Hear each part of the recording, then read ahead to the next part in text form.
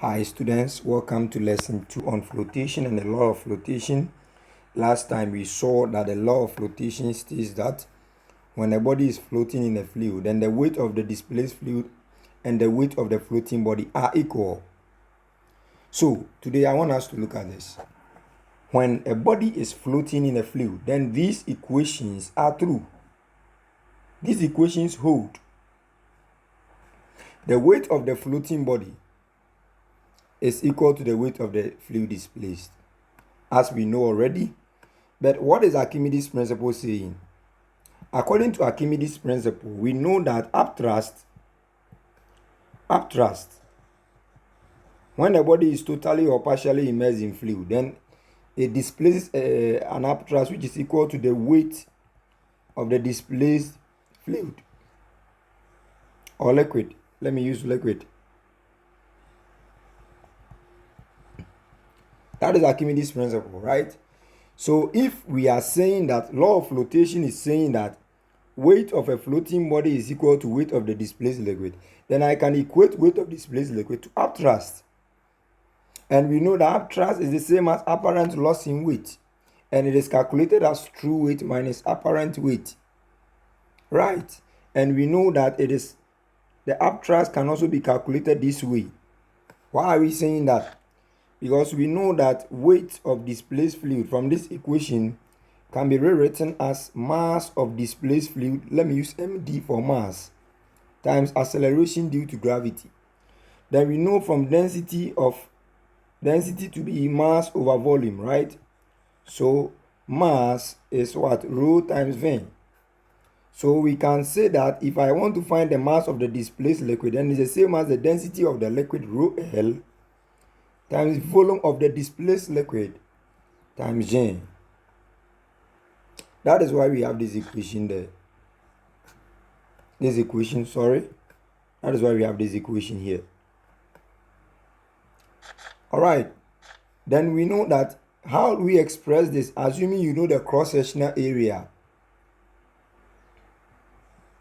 If you put an object in here, it displaces some amount of water. The body, there is a part of the body which is submerged. Let's say LS. Alright, the part of the body submerged in the liquid is LS. Then I can write the density of the liquid. If I know the cross-sectional area, when I multiply the cross-sectional area of this block, of this body floating, times the length of the submerged part, I will get the volume of the displaced liquid. So I can replace it as that times G. So upthrust can also be expressed this way. And that is why we have this equation here. Alright. Don't forget, we've also said that mass of the floating body is equal to mass of the displaced liquid. How true it is? It is true because we have said that weight of the displaced, let me clean this session. You can go back, play back, stop the video, then you write what you want to write. Kindly do that for me. I want to explain something to you again. I want to explain this equation. This equation is what I want to explain. When a body is floating in a fluid or in a liquid, then the mass of the floating body is equal to the mass of the displaced liquid. Why are we saying that?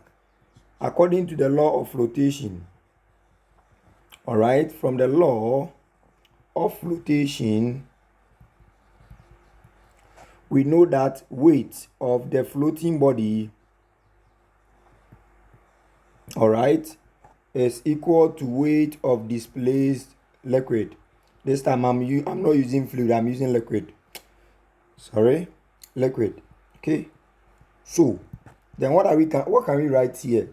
We know that weight is calculated as weight. We know that weight is m times g, right? So can I say that weight of the floating body can be found as mass of the floating body times g? How do I find weight of the displaced liquid? I can say is the mass of the displaced liquid Alright? Times G. I hope we are following. So what can we say now? When we divide through by G, when I divide through by G, then the G divides and I'll get 1. So finally, I'm going to get mass of the floating body. In other words, somebody will say it will cancel. I don't want to use the word cancel. So mass of displaced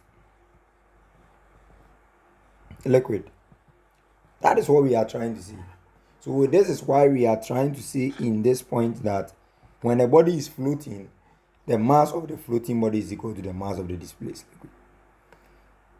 I have derived this one already. Volume of the displaced liquid is the cross-sectional area of the floating body times the length of the submerged part.